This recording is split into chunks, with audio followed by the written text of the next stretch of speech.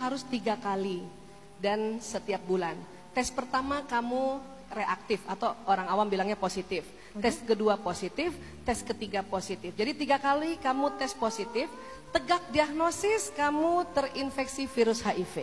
Gak mungkin dok, saya tuh udah berhenti lama. Saya kena dari mana dokter? Ya, kamu mungkin waktu pakai narkoba, pakai heroin itu jarum suntik ya, kamu sharing needles gitu sama temen yang sudah kena HIV. Gak mungkin, dokter pasti bohong sama saya. Saya gak mau kena HIV dok. Saya nggak bohong, 3 kali dites kamu positif maka tegak diagnosis. Bapak Ibu, untuk kepentingan seminar dan kepentingan bersama, saya mau cerita dan ini atas kerelaan Mbak Adel dan keluarganya. Mbak Adel adalah seorang ODA. ODA singkatan, orang dengan HIV AIDS. Di tubuh Mbak Adel ada virus HIV yang merusak daya tahan tubuhnya. Memang HIV menular tapi tidak menular lewat salaman atau memeluknya. Atau minum 1 gelas bersama atau toilet umum bersama dipakai, tidak menular. Menular kalau Mbak Adel pakai suntikan, kemudian saya langsung juga pakai suntikan itu. Kenapa? Virus itu ada di darah. Menular juga kalau, maaf Mbak Adel, hubungan intim suami istri akan menular ke pasangannya. Dan menular juga kalau Mbak Adel hamil dan kemudian lahir anaknya lewat jalan persalinan normal. Dan terkadang saya sering khawatir pada teman-teman bidan kalau membantu seorang wanita hamil dan dia tidak cerita bahwa dia HIV, maka kasihan teman-teman bidan akan bisa terinfeksi. Makanya orang perempuan HIV yang dinyatakan positif diminta untuk melahirkan secara operasi sesar agar dokter-dokter sudah siap. Baju berlapis-lapis, handscoon berlapis, ya, sarung tangan, pakai kacamata yang selebar ini sehingga waktu menolongnya tidak terciprat darah. Mbak Adel punya anak? Punya. Baik, Bapak Ibu, apa yang ditakutkan oleh Mbak Adel? Takut pada satu saat masuk AIDS. Ya, apa sih yang terjadi pada orang virus HIV? Saya kalau jalan sama Mbak Adel, kemudian ada orang sakit mata, maka Mbak Adel yang duluan tertular. Karena daya tahan tubuhnya menurun. Kalau saya jalan sama Mbak Adel, kemudian ada orang cacar air, maka dia duluan terkena dibanding saya. Itu sebetulnya virus HIV.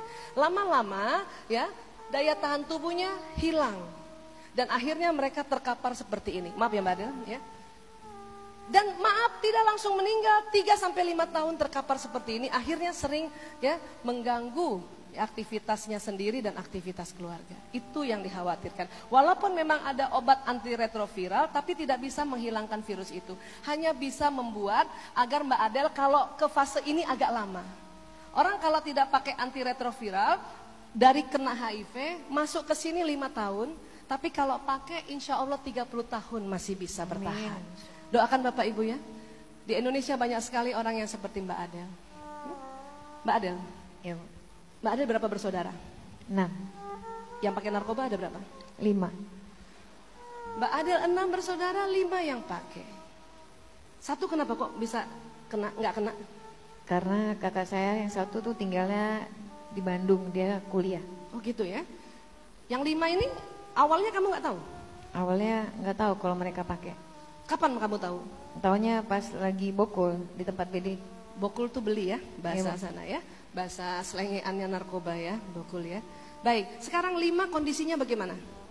5 sudah pulih Bu. Termasuk kamu? Iya. Terus? Tapi yang 2 itu udah pulih total.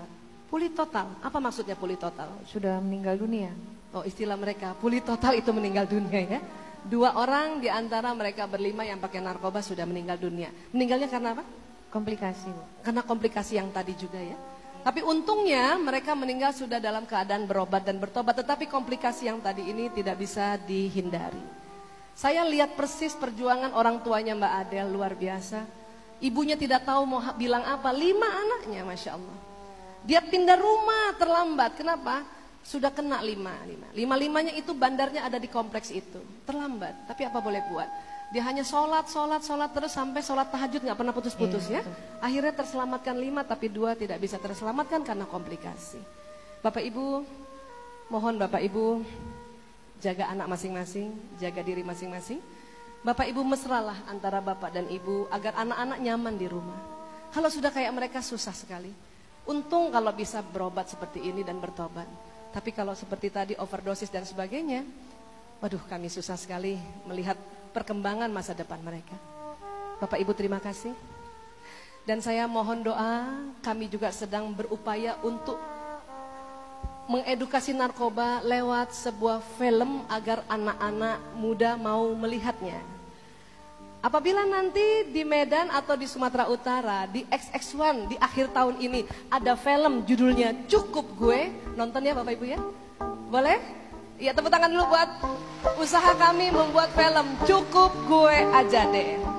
Film ini kami buat agak lama, sudah 2 tahun, baru selesai 70%. Karena memang kami tidak dibantu sponsor, justru kami meminta masyarakat Indonesia ikut membantu membuat film ini dengan cara membeli merchandise yang sekecil ini. Mudah-mudahan Bapak Ibu juga pada saatnya nanti setelah selesai acara berminat juga, ya berarti Bapak Ibu membantu pembuatan film kami. Terima kasih banyak, ya sekali lagi terima kasih Pak Bambang, terima kasih banyak, terima kasih semuanya Bapak Ibu, terima kasih. Bayangkan orang tua mereka saja dengan kekuatan doa dan cintanya bisa bangkit, apalagi Bapak Ibu yang anaknya masih baik.